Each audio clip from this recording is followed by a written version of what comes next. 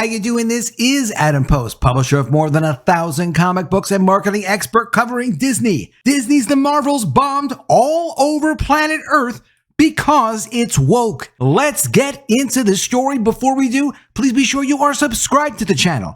Click the bell for notifications. Give me a thumbs up. I really appreciate you guys. Breitbart has two excellent articles on The Marvels. Disney's The Marvels bombed all over planet Earth.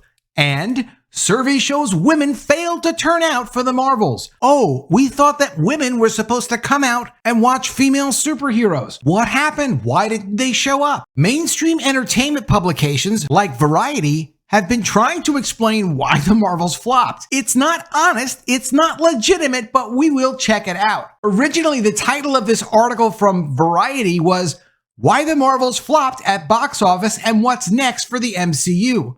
They had to change the title, though, because it wasn't positive and supportive enough. So the editor changed it to After the Marvels Bombs at the Box Office, What's Next for the MCU. From Fortune, here's their theory. The Marvels flop shows that Kevin Feige's brilliance, which drove the $29 billion franchise for Marvel, is no match for Disney's insatiable need for content. From Deadline, the Marvels melt down, and then they go on to explain why they think Marvel's melted down.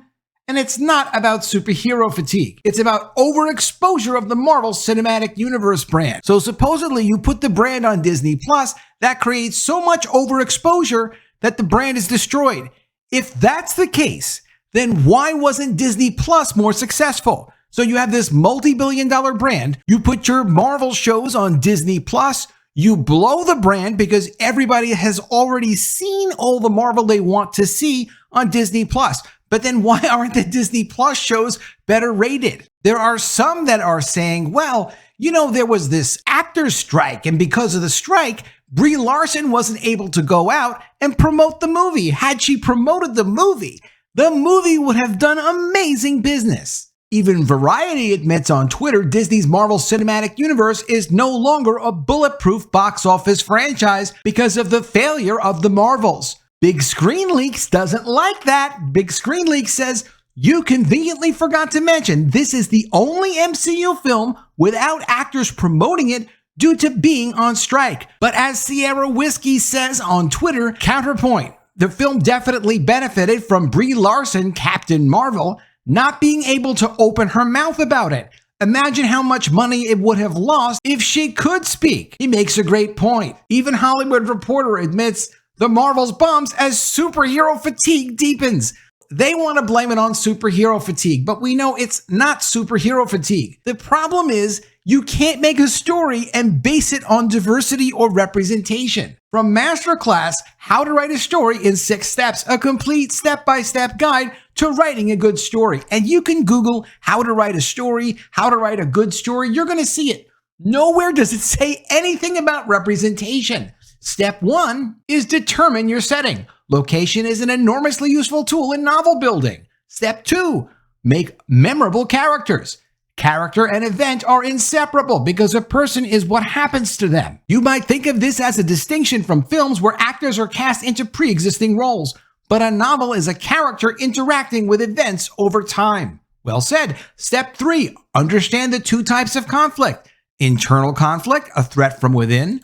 External conflict, a threat from outside. Step 4, give your plot a twist. Any good story will include a few plot twists and red herrings. A great example of a plot twist we're all familiar with is when Spider-Man found out that the thief he let go as Peter Parker wound up killing his uncle. He shouldn't have done that. But as a result, it makes him swear to want to be a hero. But still a great example of a plot twist. Step 5, recreate natural dialogue. Step 6, articulate voice through point of view. One way to determine what point of view strategy to use in your novel is to ask whose voice is telling the story, to whom are they telling it, and why. Notice nowhere in any of these steps do you see anything about representation. You can certainly do successful female superhero movies. They've already been done.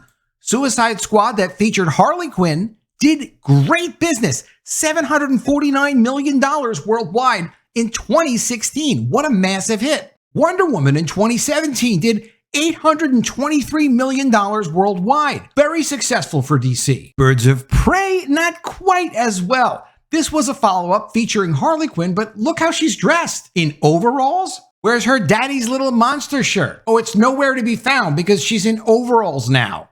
And it's not woke enough. Great way to blow a multi-million-dollar opportunity. Nobody wants to cosplay as this Harley Quinn from Birds of Prey. This just on Amazon, I did a quick search so I had an image for you guys, is for cosplay. And it's got 4.5 stars with 1,362 ratings. Multiple customers very happy with cosplaying as Harley Quinn from 2016. The Marvels opened at $47 million, which if you look at it, looks like an estimate because how is it a round figure? I wonder if we find out that the gross is actually less than $47 million. Looking at The Flash opened at $55,043,679. Not an even number, probably an accurate number. So The Flash, which yes, we all know it bombed terribly, did much better than the Marvels. Black Adam, which didn't work out so well, I'm sure that Warner Brothers Discovery lost a little bit of money on this movie at $67,004,323. Wonder Woman 1984. Well, what happened there? The original Wonder Woman from 2017 did $823 million worldwide, did over $103 million in its open. How did Wonder Woman 1984 do? Well, first of all, was this movie woke or was it not woke? It was woke. Wonder Woman 1984, woke, wobbly, and the year's most shocking dud. Wonder Woman 1984 movie review, crimes against men and children. And yes, the writer and director thought it was important to try to attack Donald Trump, so they had to have a Donald Trump-looking kind of character in it. From the rap, Wonder Woman 1984, was Max Lord based on Trump? Yes, he was based on Trump. It was absolutely stupid and it didn't make any sense. Coming from Breitbart, Disney's The Marvels bombed all over planet Earth. The Disney grooming syndicate's latest bomb, The Marvels, has officially flopped all over planet Earth. Worldwide, which includes its record low domestic take here in North America, The Marvels opened globally to a disastrous $110 to $115 million. That is the lowest global open in the 15-year history of the Marvel Cinematic Universe, and that would be considered a disaster for any movie with a reported production and promotion cost of $200 million, much less than the $300 million plus this actually cost. Gee, do Trump voting, mouth-breathing sexists and racists have so much influence that they were able to stop the entire planet from going to see the Marvels? That's just the way of asking, who will Disney and its sycophants in the entertainment media blame this breathtaking, historic box office bomb on? Because remember, the media will never blame the quality of the movie or the divisive politics employed by the studios and filmmakers that alienate, insult, and crap all over the very fans that made these franchises golden geese to begin with. Telling the truth about the movie's lack of quality would cost the entertainment media advertisers. To blame the divisive politics would not only lose advertisers, but be an admission that the entertainment media's own sacred political and social beliefs are actually box office poison. Sadly for them, all they can do is hide the truth. But the truth is still the truth, and the truth is that people are not interested in movies that violate human nature by way of some stupid DEI agenda. Diversity, equity, and inclusion. Normal people care about character, not skin color. We care about stories, not political agendas.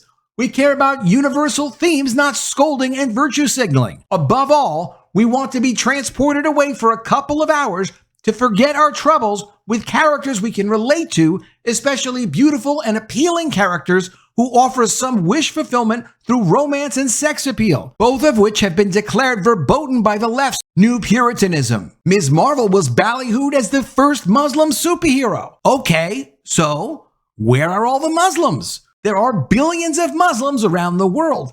Tens, if not hundreds of millions in the Western world where the Marvels is playing. Where are they? Unfortunately for the Disney grooming syndicate, most Muslims are normal people who have no interest in this DEI crap. Same with Hispanics who had zero interest in Blue Beetle, the first Hispanic superhero. That sucker made $124 million globally. Yeah, that's globally altogether. Over the past 5 years, this has been Hollywood's insane marketing plan. We will openly insult and alienate the fans who made these franchises a success to appeal to all those different groups who don't see our movies. So instead of expanding the tent, these DEI cultists kicked out all the normal people and are now dumbfounded because people who never liked these franchises aren't finally showing up in droves to cheer all the sterile, charmless, preaching, gay sex, and girl bossing. And Hollywood did this because Hollywood hates, and we mean hate, the very people who made these franchises world beaters. Putting Kathleen Kennedy in charge of Star Wars and Indiana Jones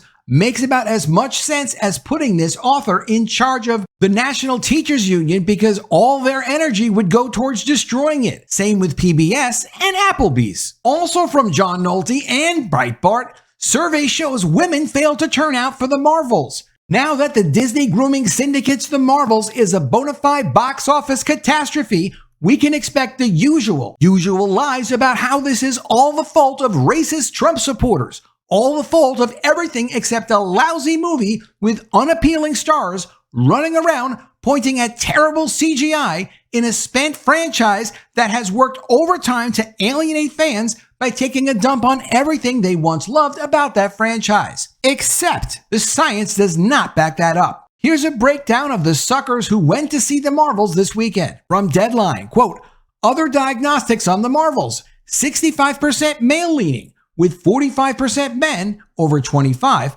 22% women over 25, men under 25 at 20%, and women under 25 at 14%. Biggest demo was 25 to 34 at 33%. Diversity demos were 36% Caucasian, 27% Latino and Hispanic, 17% Black, 14% Asian. So even though women outnumber men in the American population by a point or two, it is men who overwhelmingly went to see the Marvels while the ladies stayed at home. There are nearly 170 million women in this country. Had just 10% of them gone to see the Marvels, it would have been a smash hit. Men are necessary to keep the lights on, fill our bellies, ensure our safety, and kill barbarians, but we are not needed to turn a movie into a box office hit. Think about that. The audience for the Marvels, a movie sold as a female empowerment superhero flick, was only 35% female. Hollywood continues to ignore human nature.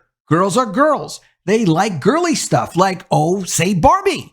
They also like badass women who are women. Ripley from Aliens, Sarah Connor from Terminator 2, the Bride from Kill Bill, Pam Grier from Jackie Brown. These characters are iconic because they are 1, tough, 2, smart, 3, flawed, and 4, women.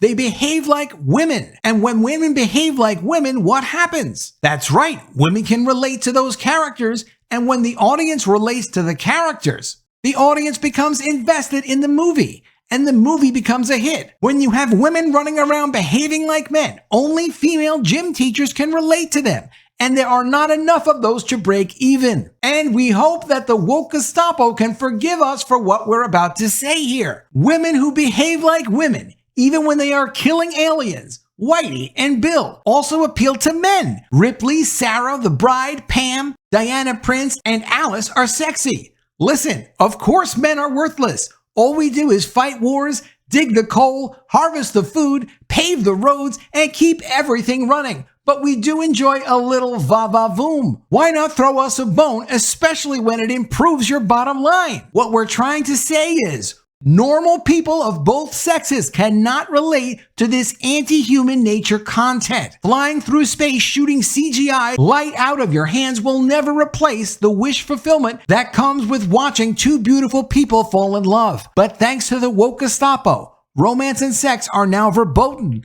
unless it's gay romance and sex, which no one wants to watch. The new Puritanism reigns. The author saw the original Superman from 1978 on his birthday. He'll never forget it. And yes, of course, he enjoyed the wish fulfillment that comes with having superpowers. He was 12, but just as much, if not more, it was watching Superman win Lois Lane's heart that stirred him. 45 years later, he still has a crush on Margot Kidder. 45 years later, the romance in Superman still gets to him because of that lucky bastard. CGI will never replace humanism. DEI will never replace human nature. They are morons. Let me know what you think of all this in the comments below. Always love to see your ideas. please be sure you are subscribed to the channel. Click the bell for notifications, give me a thumbs up, and I'll see you again soon with another video. And if I don't see you, I will miss you.